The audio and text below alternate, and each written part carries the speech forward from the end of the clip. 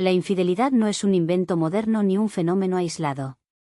A lo largo de la historia humana, ha estado presente en todas las culturas, épocas y clases sociales. Lo interesante es que la manera en que se juzga, se castiga o se tolera varía mucho según el contexto cultural.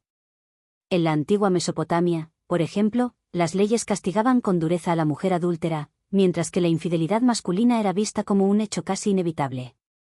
En Grecia, los hombres casados podían tener relaciones con otras mujeres o incluso con jóvenes, siempre que cumplieran sus deberes familiares, y nadie lo veía necesariamente como una traición. En Roma, la infidelidad femenina estaba perseguida porque ponía en duda la legitimidad de los hijos, mientras que la masculina se toleraba. Durante la Edad Media europea, la religión cristiana impuso una visión mucho más estricta de la fidelidad, al considerarla un mandamiento moral. Sin embargo, la literatura de la época reflejaba lo contrario: romances prohibidos, pasiones ocultas y amantes imposibles. Los trovadores cantaban a damas casadas y los cuentos caballerescos hablaban de amores imposibles que transgredían las normas sociales. Esto demuestra que, aunque culturalmente se castigara, la experiencia emocional de la infidelidad siempre estuvo viva. En otras culturas, como algunas sociedades islámicas o africanas, la poligamia masculina fue aceptada, pero la infidelidad femenina seguía siendo condenada.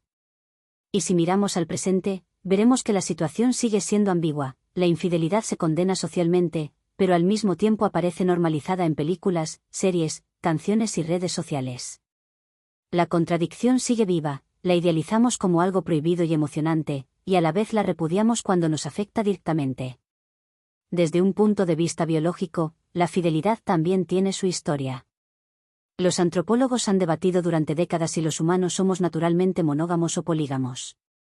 Lo cierto es que biológicamente no estamos diseñados para una sola persona, pero culturalmente hemos construido la monogamia como sistema, sobre todo porque ayuda a dar estabilidad a la familia y a la crianza de los hijos. La tensión entre deseo biológico de novedad y pacto social de fidelidad está en la base de muchas infidelidades. La neurociencia aporta otro dato fascinante: el cerebro humano libera dopamina cuando experimenta algo nuevo. Esa descarga de placer y motivación hace que lo novedoso sea irresistible. Al inicio de una relación, la novedad está en todas partes: cada gesto, cada mirada, cada beso es una explosión de dopamina. Pero con el tiempo, esa intensidad baja y el amor se transforma en apego. Cuando alguien busca fuera de la relación, muchas veces no está buscando una persona mejor, sino revivir esa intensidad dopaminérgica de lo nuevo. En resumen, la infidelidad es tan antigua como el amor mismo. Ha sido condenada, castigada, aceptada o incluso celebrada, según la época y el lugar. Y siempre ha reflejado la tensión entre lo que deseamos biológicamente, lo que construimos culturalmente y lo que buscamos emocionalmente. Entender esta historia nos ayuda a ver que la infidelidad no es un capricho moderno, sino una constante humana que requiere ser analizada con madurez, sin juicios simplistas. ¿Por qué ocurre la infidelidad? Esta es la gran pregunta que se hacen millones de personas después de descubrir una traición. Muchas veces se busca una respuesta simple: me engañó porque ya no me quiere, o me engañó porque soy insuficiente. Pero la realidad es mucho más compleja. La psicología y la neurociencia muestran que la infidelidad no responde a una única causa, sino a un conjunto de factores emocionales, cognitivos y sociales que se combinan en cada historia. Una de las causas más frecuentes es la insatisfacción emocional. Muchas infidelidades no nacen de un deseo sexual descontrolado, sino de la sensación de vacío en la relación. Cuando alguien siente que no es escuchado, que sus necesidades no importan o que ya no existe interés mutuo, puede ser más vulnerable a la atención de otra persona. Una simple conversación, un gesto de validación, alguien que se detiene a escuchar puede convertirse en el inicio de un vínculo que cruza límites. Aquí la infidelidad se convierte en un intento desesperado de llenar una carencia afectiva. Otra causa poderosa es la inmadurez emocional. Hay personas que nunca aprendieron a sostener compromisos profundos. Viven el amor como una fuente de gratificación inmediata, y cuando aparecen los primeros conflictos o la rutina, en lugar de enfrentarlos buscan una salida rápida. Para ellas, la fidelidad no es una elección consciente, sino una restricción que se rompe fácilmente. En estos casos, la infidelidad revela más la falta de responsabilidad afectiva que un problema real de la relación. También encontramos la infidelidad como forma de validación personal. Una persona con baja autoestima puede sentirse más segura al comprobar que aún resulta atractiva para otros. El coqueteo, el interés de alguien nuevo, funcionan como un espejo que devuelve una imagen más deseable de sí mismo. No es tanto el deseo de la otra persona lo que importa, sino el deseo de sentirse importante, de confirmar el propio valor. Pero este tipo de validación es frágil, efímera, y deja tras de sí un vacío aún mayor. Los factores sociales también juegan un papel. Vivimos en una época donde las tentaciones están más cerca que nunca. Las redes sociales, las aplicaciones de citas, la inmediatez de los mensajes crean oportunidades constantes. Antes, una aventura requería tiempo y logística. Hoy, basta con un clic. Esta facilidad de acceso no explica por sí sola la infidelidad, pero sí multiplica las oportunidades. Hay además un factor psicológico poco comentado, la búsqueda de novedad como mecanismo de escape. Algunas personas no engañan porque falte algo en su relación, sino porque buscan emociones intensas que rompan con la rutina de su vida. La aventura se convierte en un antídoto contra el aburrimiento, en una manera de sentirse vivos. La neurociencia explica esto con claridad, la dopamina responde con fuerza a lo inesperado, y ese subidón puede ser adictivo. Otro motivo es la venganza. Aunque suene duro, hay personas que engañan como respuesta a una herida. Tal vez porque sienten que su pareja no las valoró, tal vez porque ellas mismas fueron engañadas antes. En estos casos, la infidelidad se convierte en un acto de represalia.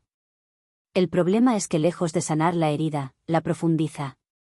Finalmente, está la infidelidad que surge de carencias más profundas, heridas de la infancia, miedo al abandono, apego inseguro. Una persona con apego ansioso puede buscar afuera una confirmación constante de amor, y una persona con apego evitativo puede huir de la intimidad refugiándose en aventuras pasajeras. Así, la infidelidad se convierte en un síntoma de heridas emocionales no resueltas. En conclusión, la infidelidad no ocurre siempre porque falta amor. A veces es por inmadurez, otras por inseguridad, otras por búsqueda de novedad, y otras por heridas internas. Comprender esto no significa justificarlo, pero sí ayuda a verlo con más matices. Nadie engaña por casualidad. Detrás de cada infidelidad hay una combinación de deseos, vacíos, temores y decisiones. Y comprender esas causas es el primer paso para manejar las consecuencias con mayor claridad. Cuando hablamos de infidelidad solemos imaginar un escenario concreto, una persona que engaña a su pareja manteniendo relaciones sexuales con alguien más. Pero la realidad es mucho más amplia y compleja. Existen distintos tipos de infidelidad, y cada uno tiene sus propias características, motivaciones e impactos emocionales. Entender estas formas nos ayuda a identificar señales de alerta y a comprender que no toda infidelidad es igual. Uno de los tipos más comunes es la infidelidad ocasional. Es aquella que ocurre en una situación específica y aislada, un viaje, una fiesta, un momento de debilidad. A menudo está mediada por factores externos como el alcohol, la presión social o la euforia de un instante. La persona que la comete puede no haber tenido la intención previa de engañar, pero se deja llevar por la situación. Esto no significa que el impacto sea menor, porque la traición sigue existiendo, pero sí explica por qué algunas personas que jamás imaginaron ser infieles terminan cruzando esa línea en circunstancias concretas. Otro tipo es la infidelidad emocional. Aquí no necesariamente hay contacto físico, pero sí una conexión íntima y profunda con alguien más. Se da cuando una persona empieza a compartir con alguien externo lo que debería compartir con su pareja, confidencias, apoyo emocional, secretos, sueños, incluso mensajes constantes.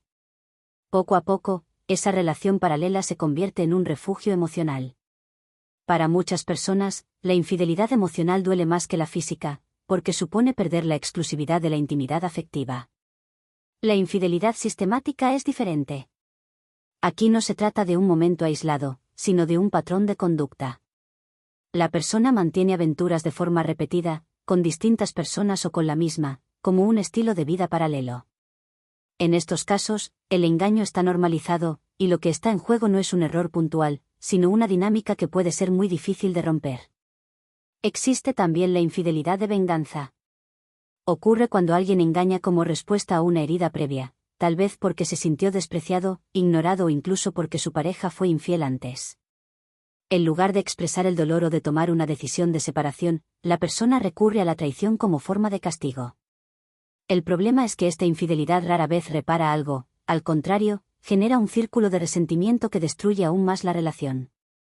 La infidelidad compulsiva es otro caso particular. Aquí la persona no puede dejar de buscar nuevas experiencias, casi como si se tratara de una adicción. Puede ser a la novedad, al sexo, al coqueteo, a la sensación de conquista. Estas personas saltan de aventura en aventura sin poder detenerse, incluso a costa de su propia estabilidad emocional y de la de su pareja. Muchas veces está vinculada con vacíos profundos, inseguridad crónica o traumas no resueltos. En el mundo actual, cada vez escuchamos más sobre las microinfidelidades. Son pequeños actos que, aunque no lleguen al contacto físico, traspasan los límites de confianza de la relación. Dar like de manera insistente a una persona en redes sociales, mantener conversaciones ocultas, intercambiar fotos sugestivas, usar aplicaciones de citas, solo por diversión. Aunque algunos quieran minimizarlas diciendo, no pasó nada, lo cierto es que lo que se rompe aquí es la lealtad y la exclusividad emocional. Para muchas parejas, estas microinfidelidades son tan dolorosas como una traición física. También podríamos hablar de la infidelidad virtual, cada vez más común. Relaciones que se desarrollan íntegramente en el mundo digital, chats, videollamadas, mensajes. Aunque no exista un encuentro físico, la conexión puede ser tan intensa que genera los mismos efectos devastadores que una aventura presencial. La mente y el corazón no distinguen entre lo físico y lo emocional cuando la confianza se quiebra. Reconocer estos tipos de infidelidad implica observar ciertos patrones. Si notas que tu pareja guarda secretos con el teléfono, que se vuelve evasiva sobre con quién habla, que dedica más energía a alguien externo que a ti, o que cambia bruscamente sus rutinas, pueden ser señales de alerta. No siempre significan infidelidad, pero sí indican que algo en la relación necesita atención. En definitiva, la infidelidad no es un fenómeno único. Puede ser ocasional, emocional, sistemática, de venganza, compulsiva, virtual o de microtraiciones constantes. Cada forma hiere de manera distinta, pero todas comparten un elemento en común, la ruptura del acuerdo de confianza que sostiene a la pareja. Entender estos tipos nos ayuda a ver la complejidad del tema y a no caer en simplificaciones. No se trata de medir cuál es peor, sino de reconocer que en todos los casos la base del vínculo se resquebraja, y la pregunta es siempre la misma: ¿qué hacemos después? La infidelidad no es solo un evento puntual, es una experiencia que genera un terremoto emocional con efectos que se extienden en el tiempo y que afectan a todos los involucrados. Cuando se descubre una traición, la primera reacción suele ser de shock. La persona engañada siente que el suelo desaparece bajo sus pies, que aquello en lo que creía ya no existe.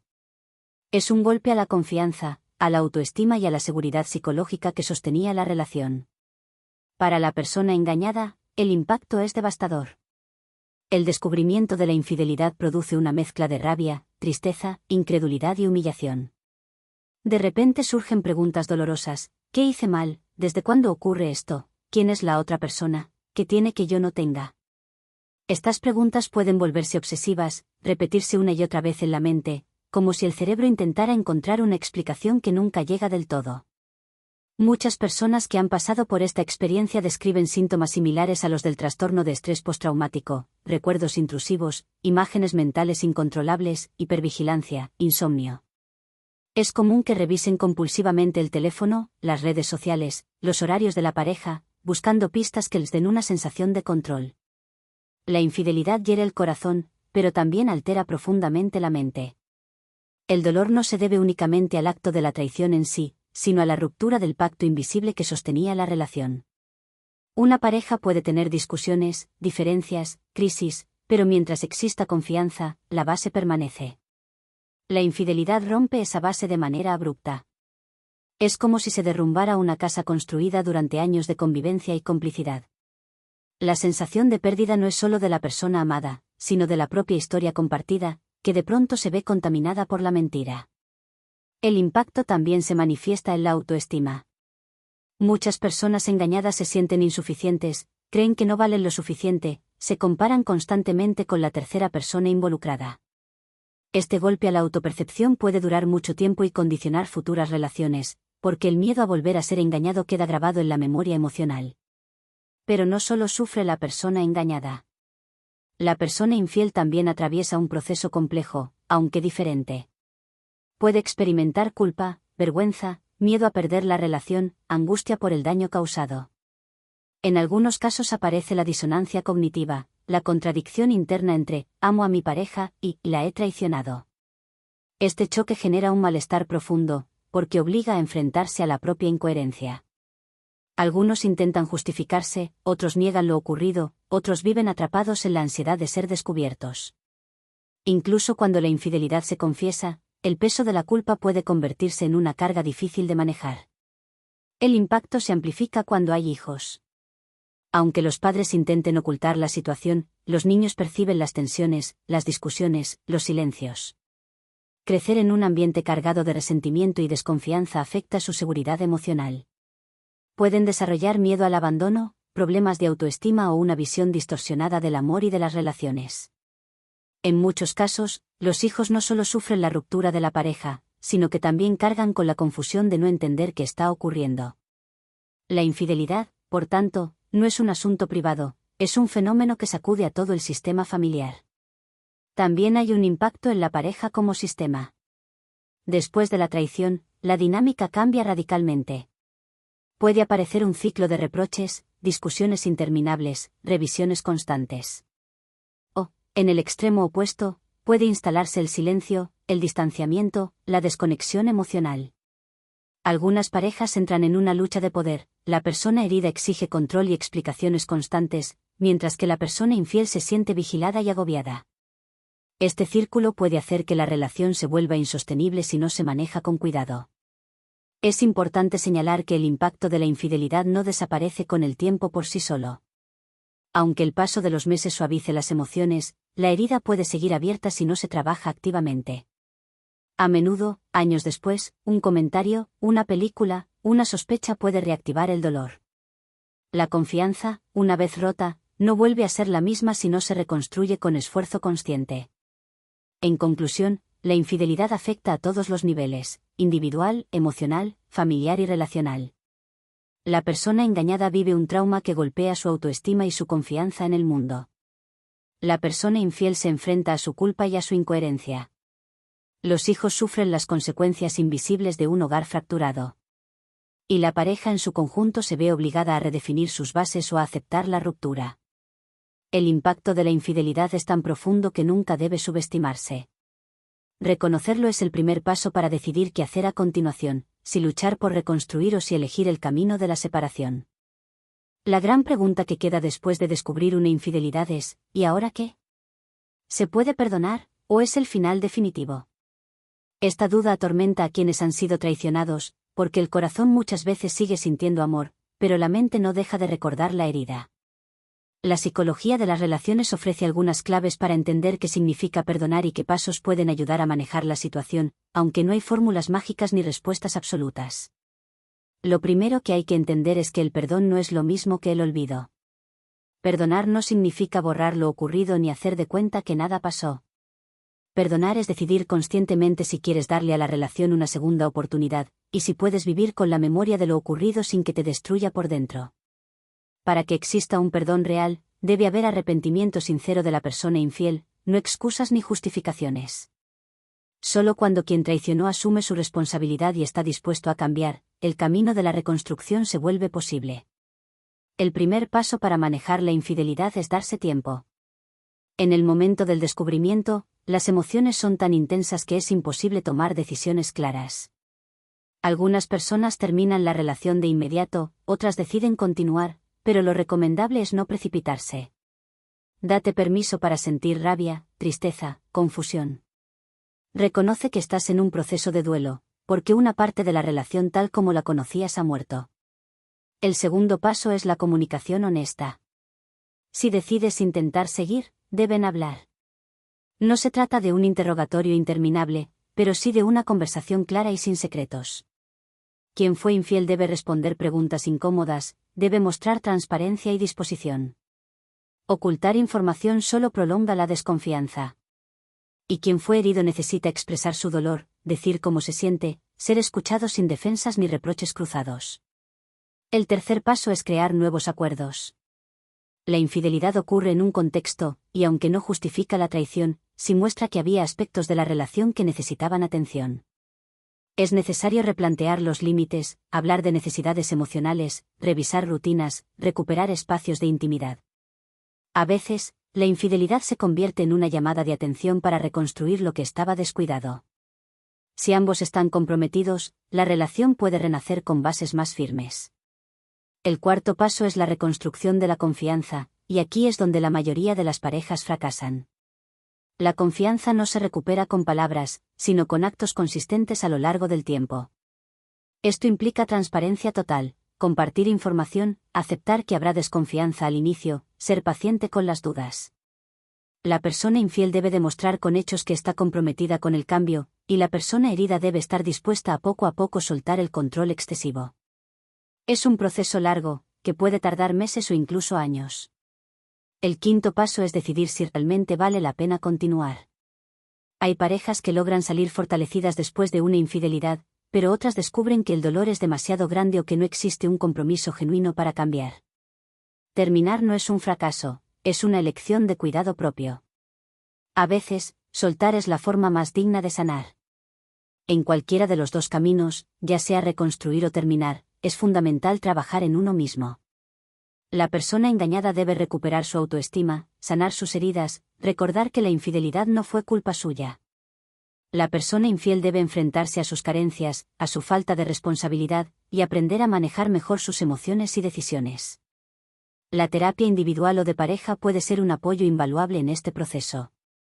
Y ahora, llegamos a la conclusión de todo lo que hemos visto a lo largo de esta serie de capítulos. La infidelidad es una experiencia devastadora, pero también es una oportunidad para mirar de frente nuestras vulnerabilidades. Nos recuerda que el amor no es solo un sentimiento, sino una decisión diaria que implica compromiso, respeto y responsabilidad afectiva.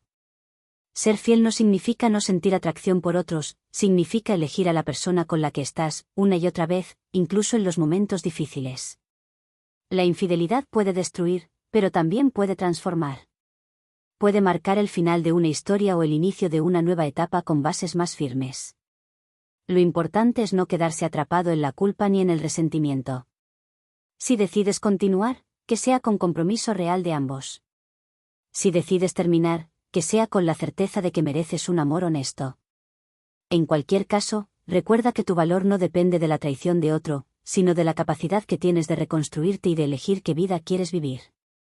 Quiero dejarte con una reflexión final: la fidelidad, más allá de ser una norma social, es un acto de amor consciente. No porque lo exija la cultura o la religión, sino porque es la base de la confianza que sostiene a una pareja. Y esa confianza es un tesoro que, una vez roto, nunca vuelve a ser igual. Por eso, cuídala, valóralo y exígelo. Porque al final, todos merecemos un amor donde la confianza no sea un lujo, sino una certeza.